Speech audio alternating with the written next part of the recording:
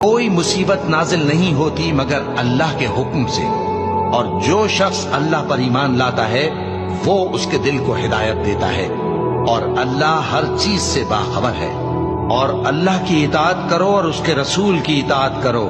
بس اگر تم منہ پھیر لوگے تو ہمارے پیغمبر کے ذمے تو صرف پیغام کا کھول کھول کر پہنچا دینا ہے۔ اللہ جو معبود برحق ہے، اس کے سوا کوئی عبادت کے لائق نہیں، تو مومنوں کو چاہیے کہ اللہ ہی پر بھروسہ رکھیں۔ مومنوں، تمہاری بیویوں اور اولاد میں سے بعض تمہارے دشمن بھی ہیں، سو ان سے بچتے رہو، اور اگر معاف کر دو اور درگزر کرو اور بخش دو تو اللہ بھی بخشنے والا ہے، مہربان ہے۔ تمہارا مال اور تمہاری اولاد تو آزمائش ہے، اور اللہ کے ہاں بڑا اجر ہے، سو جہاں تک ہو سکے اللہ سے ڈرو اور اس کے احکام کو سنو اور اس کے فرمانبردار رہو اور اس کی راہ میں خرچ کرو، یہ تمہارے حق